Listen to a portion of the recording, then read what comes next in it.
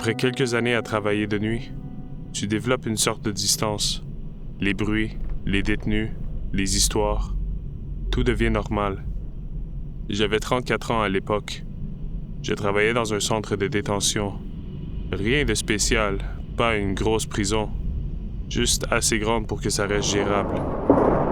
Mon shift commençait vers 23 heures, et la majorité du temps, c'était calme. La plupart des détenus dormaient, et moi, je faisais mes rondes. Toujours les mêmes couloirs, toujours les mêmes cellules, toujours dans le même ordre. Tu regardes, tu comptes, tu notes, et tu continues. Au bout d'un moment, tu connais tout par cœur. Qui dort, qui bouge, qui parle dans son sommeil. Même les petits détails, ceux que personne remarque. Et c'est justement pour ça que tu remarques quand quelque chose change, même légèrement. La première fois que c'était passé, c'était pendant une ronde normale. Rien de différent. Même heure, même étage. Je passais devant les cellules une par une. Regard rapide, rien à signaler. Puis je suis arrivé à la sienne. Un détenu comme les autres. Rien de particulier. Pas violent, pas problématique. Le genre que tu oublies facilement. Je me suis arrêté, par réflexe. J'ai regardé à l'intérieur, et lui, il était réveillé, assis, à me regarder. Pas agressif, pas nerveux, juste attentif, comme s'il m'attendait. J'ai rien dit. J'allais continuer. Mais juste avant que je parte, il a parlé. Calmement, comme si c'était une conversation normale. Il a dit le prénom de ma femme. Et je me suis arrêté, direct. Pas lentement, pas progressivement, d'un coup. Parce que ça, c'était pas normal. Pas du tout. Je me suis retourné vers lui en pensant que j'avais mal entendu. Mais non. Il me regardait toujours. Même calme, même ton, comme s'il venait de dire quelque chose de banal. Et là, sans que je pose de questions, il a ajouté « Elle devrait pas rester seule la nuit. » Et c'est là que quelque chose a changé. Pas dans la prison, pas autour de moi, mais dans ma tête. Je suis resté là à le regarder. Quelques secondes, peut-être plus, en essayant de comprendre comment il pouvait savoir ça. Parce que dans ce genre d'endroit, il y a une ligne, une séparation claire, entre eux et nous. Et lui, il venait de la traverser, sans effort. J'ai rien répondu, je pouvais pas. Je le fixais juste, en attendant. Je sais pas quoi, une explication, une blague, quelque chose. Mais lui, il y a juste haussé légèrement les épaules, comme si ma réaction était prévisible. Puis il a dit « 2 chiens, c'est ça? » Mon cœur s'est serré. Pas fort, pas encore, mais assez pour que je le sente, parce que ça aussi, c'était vrai. Et là, j'ai regardé autour de moi. Le couloir, les autres cellules, tout était normal. Tout était calme, comme si rien d'anormal était en train de se passer. Et pourtant, ça l'était. Je me suis approché un peu, sans vraiment réfléchir, comme si me rapprocher allait m'aider à comprendre. Tu me connais d'où? C'est sorti tout seul, plus sec que je pensais. J'ai laissé paraître à quel point ça m'avait frappé. Mais lui, il n'a pas répondu. Il a juste souri léger, pas exagéré, juste assez pour que ça me dérange. Il a regardé ailleurs, comme si la conversation était déjà terminée pour lui, comme s'il avait déjà dit ce qu'il avait à dire. Je suis resté là encore 1 seconde, puis 2, et j'ai continué ma ronde, comme si de rien n'était. Parce que dans ma tête, je me répétais une chose, c'était une coïncidence, ça devait être ça. Il avait peut-être entendu quelque chose, un autre gardien, une conversation, n'importe quoi, mais quelque chose de logique, quelque chose de normal, parce que l'autre option, elle faisait aucun sens. Et surtout, j'avais pas envie d'y croire. J'ai terminé ma ronde, comme d'habitude, mais cette nuit-là, il n'y avait plus rien de normal. Chaque bruit, je le remarquais, chaque mouvement, chaque cellule, et sans le vouloir, je pensais juste à une chose, Régine, ma femme. Le lendemain, j'ai presque réussi à oublier. Presque. Je me suis réveillé tard, comme d'habitude, après un shift de nuit. Régine était déjà debout, dans la cuisine. Rien de spécial, la routine normale. Et pendant quelques minutes, tout semblait correct. Comme si la nuit précédente avait été exagérée dans ma tête. Comme si j'avais donné trop d'importance à quelque chose de banal. Puis elle m'a dit, il y avait une voiture dehors cette nuit. Je me suis arrêté. Pas brusquement, mais assez pour que ça me marque. Quelle voiture? Elle a haussé les épaules. Je sais pas. Un gros VUS noir, genre Escalade. Mon estomac s'est serré, encore. Plus fort cette fois. Mais j'ai rien montré. J'ai juste hoché la tête, comme si c'était rien. Il était stationné là? Oui, longtemps. J'ai regardé par la fenêtre 2 fois. Il était encore là. Je me suis servi un café pour faire quelque chose, pour avoir l'air normal. J'ai pris une gorgée. Le café avait aucun goût. Et c'est là que tout s'est connecté. Pas lentement, pas progressivement, d'un coup. Le détenu, Régine, les chiens, la voiture, la maison, c'était plus une coïncidence. C'était plus une impression. C'était réel. Et surtout, c'était une menace. Le soir suivant, j'étais pas pareil. Même uniforme, même couloir, même ronde. Mais dans ma tête, tout était différent. Chaque porte, chaque bruit, chaque mouvement, je les calculais. Et surtout, j'attendais de passer devant la cellule. Pas par curiosité. Pas vraiment, mais parce que je savais qu'il allait parler. Et quand je suis arrivé, il était là, debout déjà réveillé. Comme la veille, comme s'il m'attendait. Je me suis arrêté, sans raison officielle, juste parce que je pouvais pas faire autrement. On s'est regardé quelques secondes, puis il a parlé, toujours calme. Long shift? Pas une question, une observation. J'ai rien répondu, je voulais pas entrer là-dedans. Mais lui, il a continué. Ça doit être difficile de laisser Régine seule. Mon cœur a accéléré, plus vite, plus fort, parce que là, c'était plus juste une information. C'était une pression. J'ai rien dit. Puis juste avant que je parte, il a ajouté « C'est long les nuits ici. Quand t'as rien. Rien à lire, rien à manger. » Il en avait pas besoin de dire plus. Moi, j'avais déjà compris. Le soir suivant, j'y ai pensé toute la journée. Pas constamment, mais assez. Quand je suis arrivé, j'avais déjà pris ma décision, sans vraiment me l'avouer. J'avais acheté un magazine, quelques collations, des trucs simples. Ma ronde a commencé, même ordre, même rythme, mais cette fois, chaque pas me rapprochait de cette cellule, et je le savais. Quand je suis arrivé, il était déjà là, comme s'il m'attendait comme toujours. On s'est regardé, et j'ai hésité pour une seconde. Puis j'ai sorti le sac. Je l'ai posé, sans un mot. Lui, il a regardé. Puis il a levé les yeux vers moi. « Elle a bien dormi? » Mon sang s'est glacé, parce que c'était pas une question. C'était une confirmation. Après ça, c'est devenu une routine. Chaque shift, je lui apportais quelque chose. Pas grand-chose, mais assez pour que ça continue. Et lui, il disait jamais merci. Il prenait, et parfois, il parlait. Des détails, Régine, la maison, les chiens. Toujours précis et toujours calme. Mais chaque fois, c'était une pression. Je dormais moins, je mangeais moins, je parlais moins, et j'en ai parlé à personne, parce que je savais que si j'ouvrais ma bouche, ça allait empirer. Les semaines ont passé, puis les mois, et rien ne changeait. Toujours les mêmes échanges, toujours ce silence. Puis un soir, il était plus là. Cellule vide, transférée, c'est tout. Ça aurait dû être fini, mais 2 nuits plus tard, Régine m'a appelé. Il y a encore une voiture, le même VUS noir. Puis elle a ajouté « Et quelqu'un a frappé à la fenêtre. » Et là, j'ai compris. Ça avait jamais été pour les magazines. C'était juste pour voir si j'allais le faire. Et moi, je l'avais fait. Encore et encore. Le lendemain, j'ai quitté la job. Sans prévenir, sans explication.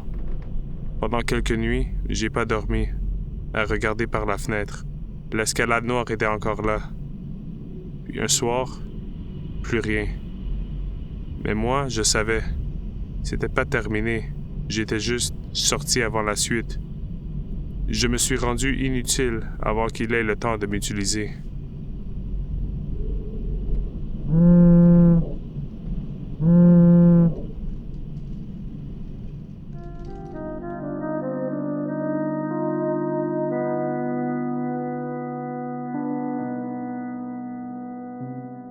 J'ai commencé à travailler de nuit dans un motel au bord de l'autoroute. Et dès la première semaine, j'ai compris que quelque chose clochait. C'était le genre de place où les gens ne restaient pas longtemps. Des voitures arrivaient, 2 personnes entraient, puis repartaient quelques heures plus tard. Sinon, c'était des camionneurs qui dormaient un peu, puis disparaissaient avant le matin. Le genre de place où personne ne pose de questions et où personne ne veut vraiment savoir ce qui se passe dans les chambres à côté. Pendant mes shifts, j'étais toujours seul. Le patron n'était presque jamais là et la seule autre employée, c'était la femme de ménage qui passait une fois par jour. Le motel n'était jamais plein non plus, il y avait toujours des chambres vides, ce qui rendait l'endroit encore plus silencieux d'une certaine manière. Au début, je pensais juste que c'était une job facile.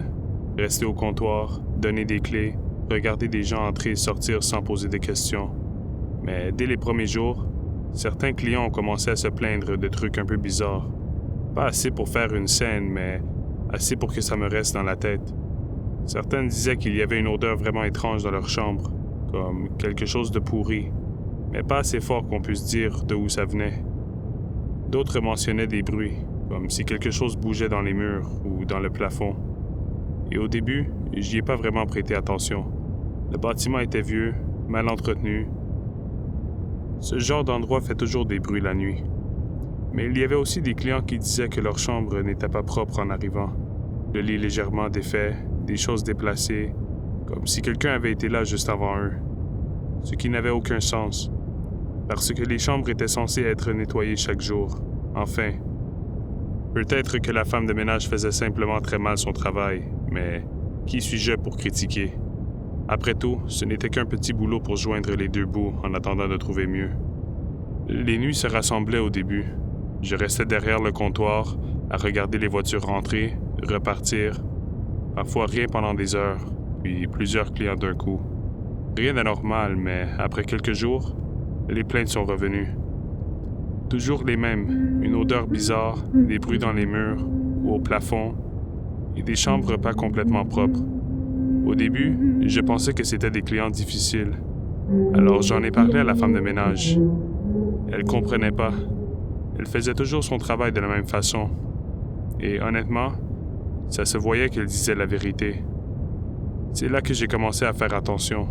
Et j'ai remarqué un détail. Les mêmes chambres revenaient souvent. Pas exactement les mêmes, mais presque. Et l'odeur, elle semblait venir des bouches d'aération. Une nuit, vers 2h ou 3h du matin, tout était complètement silencieux. Et j'ai entendu un bruit au-dessus de moi. Un petit déplacement. Je me suis arrêté. J'ai écouté, puis plus rien. Quelques secondes plus tard, le bruit est revenu. Plus long cette fois. Comme quelque chose qui glisse lentement dans le plafond. Là, j'ai arrêté tout ce que je faisais. C'était pas mécanique, c'était irrégulier. J'ai levé les yeux vers la grille d'aération. Je l'ai fixée, comme si j'attendais que quelque chose bouge, mais rien. Avant la fin de mon shift, j'ai remarqué une autre grille, légèrement déplacée. Pas ouverte, juste pas alignée. C'était subtil, mais assez pour que ça me dérange. La nuit suivante, tout a changé. Dès le début, l'odeur était là. Pas juste dans une chambre, partout, même au comptoir. Puis les bruits ont commencé, plus fréquents, plus clairs. Je pouvais les suivre, comme quelque chose qui se déplaçait dans le plafond, d'un endroit à un autre. À un moment donné, ça s'est arrêté directement au-dessus de moi. Quelque chose est tombé derrière le comptoir. J'ai reculé, puis je me suis approché. Par terre, un morceau de plastique, sale, froissé. J'ai levé les yeux vers la grille, et pendant une seconde, j'ai eu l'impression qu'elle bougeait. À partir de là, je pouvais plus me convaincre que c'était normal, parce que ce que j'entendais, ça se déplaçait, comme si quelqu'un savait exactement où aller. Les bruits ont continué toute la nuit, parfois au-dessus de moi, parfois vers les chambres. À la fin de mon shift, j'ai appelé le propriétaire et je lui ai expliqué les odeurs, les bruits et ce qui était tombé du plafond. Il n'avait pas l'air surpris, juste agacé. Il m'a dit qu'il allait faire vérifier les conduits. Le soir suivant, il était là, avec un gars. Il ouvrait les grilles. Le gars avait une caméra et on voyait tout sur son écran. Au début, rien. Puis des objets ont commencé à apparaître sur l'écran. Des emballages, des sacs, des morceaux de tissu. Pas juste un peu, beaucoup. Comme si quelqu'un vivait là depuis un moment. Et plus il avançait, plus c'était évident. Des espaces pour s'allonger, des zones organisées, et puis les bouteilles. Des bouteilles en plastique remplies d'urine partout. Personne parlait. Mais le pire, c'est quand on a vu les objets des chambres. Un briquet, des emballages ouverts, des vêtements. Pas du vol évident, juste des petits objets discrets. Le propriétaire a arrêté. Il a appelé la police. Ils sont venus et ils ont fouillé, mais il n'y avait personne. Comme si la personne était déjà partie juste avant. Ils n'ont jamais trouvé c'était qui. J'ai pas travaillé là longtemps. Mais ce qui me revient toujours, c'est ça. Pendant des semaines, peut-être des mois, il y avait quelqu'un au-dessus des chambres, au-dessus de moi, à quelques centimètres, à se déplacer lentement dans le plafond. Mais surtout, le fait que certaines grilles pouvaient bouger, pas assez pour que quelqu'un le remarque facilement, mais assez pour passer à travers. Il descendait dans les chambres, pendant que les gens dormaient ou pendant qu'il était parti, en pensant que chaque chambre était vide. Les objets qu'on a trouvés, c'était pas pris au hasard. C'était des choses faciles à prendre, des choses que personne remarque tout de suite. Ce qui veut dire qu'il était là, dans la pièce, assez longtemps pour regarder, choisir, prendre, puis remonter, sans bruit.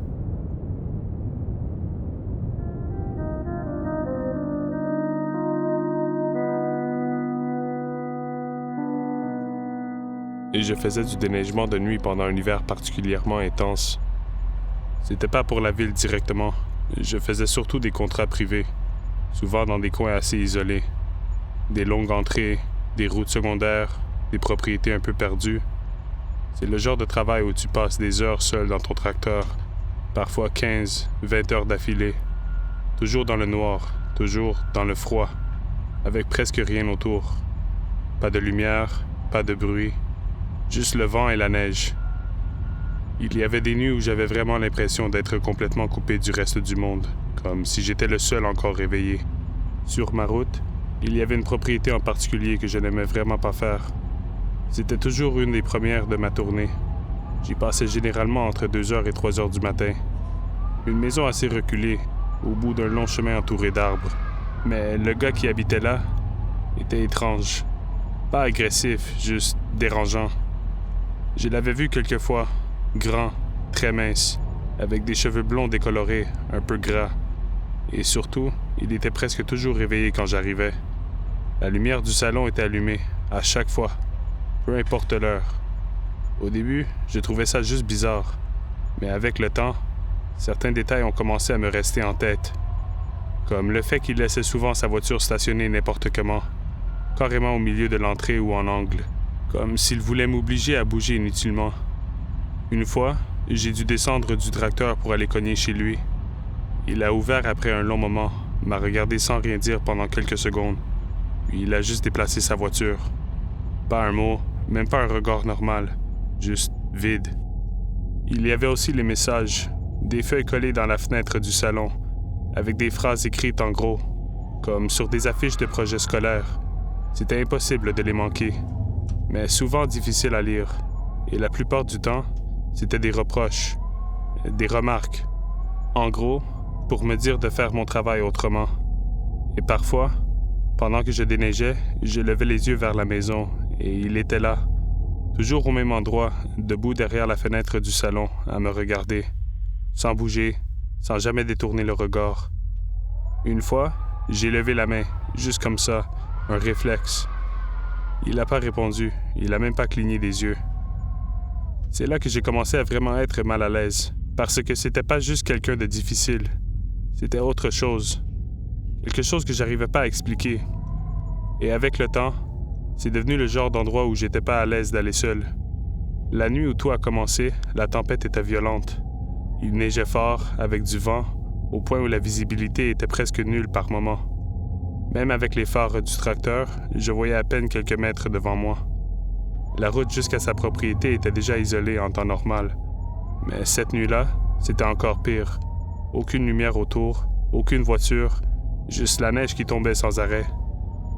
Quand je suis arrivé à l'entrée de son chemin, j'ai ralenti comme d'habitude pour m'engager. Son entrée était longue, légèrement en courbe entre les arbres. On ne voyait pas directement la maison depuis la route, mais normalement, on pouvait toujours apercevoir une lueur à travers les branches. La lumière du salon, c'était presque un repère. Mais cette fois, rien. Aucune lumière. Ça m'a accroché tout de suite. Et je me suis dit qu'il dormait peut-être, même si c'était déjà inhabituel pour lui.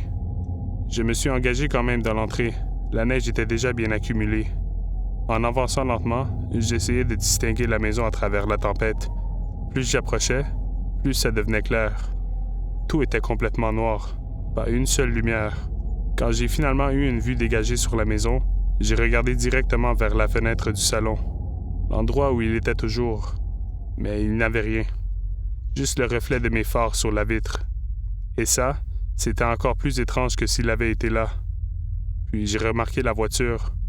Encore une fois mal stationnée, mais pas comme d'habitude. Elle était presque en travers de l'entrée. Pas complètement bloquée, mais assez pour rendre le passage compliqué. Comme si elle avait été laissée là volontairement. J'ai ralenti encore plus, en essayant de passer à côté sans accrocher. Normalement, j'aurais été cogné pour lui demander de la déplacer. Mais avec la tempête et le fait que tout était complètement éteint, j'avais aucune envie de sortir du tracteur. J'ai décidé de commencer à déneiger quand même, en me disant que j'allais m'adapter au tour. Le moteur tournait fort, la neige frappait contre le pare-brise, et pendant quelques minutes, j'ai essayé de me concentrer uniquement sur la job. Mais il y avait quelque chose qui me dérangeait, un détail que j'arrivais pas à ignorer. Il n'y avait aucun mouvement, rien. D'habitude, même sans le voir clairement, je savais qu'il était là. Il y avait toujours cette impression d'être observé. Mais cette fois, la maison était complètement vide. Et je sais pas pourquoi, mais ça me mettait encore plus mal à l'aise que d'habitude. Je devais être en train de faire mon deuxième passage quand c'est arrivé. Un bruit sec, puis une sensation bizarre dans le tracteur. Pas assez violent pour me faire perdre le contrôle, mais assez pour que je m'arrête immédiatement. J'ai regardé autour sans trop comprendre, puis j'ai reculé légèrement pour voir si ça venait de la lame. C'est là que j'ai remarqué que quelque chose n'allait pas. Le tracteur tirait légèrement d'un côté. Pas énormément, mais juste assez pour être anormal. J'ai hésité quelques secondes. Sortir dans une tempête comme ça, en pleine nuit, dans un endroit isolé, c'était jamais idéal. Mais j'avais pas vraiment le choix. J'ai mis le frein, laissé le moteur tourner, et je suis descendu. Le vent m'a frappé directement. On voyait presque rien. Je me suis dirigé vers l'avant, en essayant de voir ce que j'aurais pu accrocher. Et assez vite, j'ai compris. Il y avait une bande de métal au sol. Pas quelque chose de normal. Pas un débris tombé là par hasard. Une plaque, avec des clous qui dépassaient. Placée exactement dans le passage. C'était pas là avant. C'était posé là. J'ai senti mon estomac se serrer. Parce que c'était pas quelque chose que j'aurais pu rater en arrivant. C'était récent, intentionnel. Je me suis redressé lentement et c'est là que je l'ai vu. Au début, juste une silhouette à quelques mètres entre les arbres, sur le côté de l'entrée. Il était immobile, puis il a fait un pas lentement vers moi. La lumière des phares accrochait à peine son visage, mais c'était suffisant. C'était lui, le client. Même silhouette, même façon de se tenir. Et il avançait sans rien dire, juste en marchant vers moi. Je me suis figé une seconde, comme si mon cerveau essayait de comprendre. Puis tout s'est enchaîné très vite. J'ai reculé sans réfléchir, les yeux toujours sur lui, pendant qu'il continuait d'avancer. Sans courir, sans se presser, juste avec une lenteur bizarre, comme s'il savait que j'allais pas rester là. Je me suis retourné et je suis remonté dans le tracteur le plus vite possible. J'ai fermé la porte, verrouillé, puis j'ai levé les yeux. Il était déjà plus proche, beaucoup plus proche. J'ai mis le tracteur en marche arrière presque immédiatement, mais dès que j'ai essayé de bouger, j'ai senti que quelque chose n'allait vraiment pas. Le pneu avait pris un coup sérieux. Le tracteur avançait à peine correctement. Ça tirait fort d'un côté, comme si ça résistait. Chaque mouvement était lent, instable, et avec la neige, j'avais presque aucune adhérence. J'ai essayé de reculer pour me replacer, mais c'était beaucoup plus compliqué que prévu. Je devais corriger constamment pour pas glisser ou rester coincé. Et pendant ce temps-là, lui continuait d'avancer, toujours à la même vitesse, toujours en me fixant, comme s'il savait exactement que j'allais avoir du mal à partir. C'est là que j'ai compris. Le morceau de métal, il était placé là exprès. Pas pour me ralentir, mais pour m'empêcher de partir. J'ai essayé de tourner pour contourner sa voiture, mais elle bloquait presque toute la sortie. J'avais à peine assez d'espace, et avec le pneu dans cet état, chaque manœuvre devenait risquée. Puis d'un coup, il a accéléré. Pas en courant complètement, mais assez pour combler la distance rapidement. Il est arrivé sur le côté du tracteur et il a frappé contre la porte. Un coup sec, puis un autre, beaucoup plus fort cette fois. J'ai sursauté. Il a recommencé, encore et encore, de plus en plus fort, comme s'il essayait de forcer l'ouverture. Je pouvais voir son visage maintenant, complètement éclairé par les phares. Ses yeux étaient fixes, presque vides, mais en même temps complètement habités. Il disait rien, aucun mot, juste ses coups répétés contre la porte, de plus en plus violents. À un moment, il a essayé d'agripper la poignée. C'est là que j'ai paniqué. J'ai appuyé sur l'accélérateur sans réfléchir. Le tracteur a patiné pendant une longue seconde. Puis finalement, les roues ont accroché et le véhicule a avancé brusquement. J'ai réussi à me faufiler à côté de sa voiture, en la frôlant, et lui a perdu l'équilibre en essayant de suivre. Je l'ai vu tomber dans la neige, mais je me suis pas arrêté, même pas une seconde. Je suis sorti de l'entrée comme j'ai pu, en fonçant presque la machine. Sur la route, c'était encore pire. Le tracteur vibrait, tirait constamment d'un côté, et je devais lutter pour le garder droit. Mais je continuais quand même, parce que je voulais juste m'éloigner le plus vite possible. J'ai essayé d'appeler quelqu'un, aucun signal, rien. Ce n'est qu'après plusieurs kilomètres que j'ai réussi à capter un peu de réseau. J'ai appelé mon patron, puis la police. Ils sont venus sur place et cette fois, ils ont réussi à lui parler. Il était là, chez lui, comme si rien ne s'était passé. D'après ce qu'on m'a dit, il a complètement nié. Il avait l'air calme, presque confus, comme s'il comprenait pas pourquoi il était là. Il disait qu'il n'avait rien fait, qu'il dormait, qu'il n'était même pas sorti. Et le pire, c'est qu'il n'avait rien de concret contre lui. Le morceau de métal aurait pu être n'importe quoi. Sa voiture mal stationnée, rien d'illégal. Et moi, j'étais juste un gars qui disait s'être senti menacé.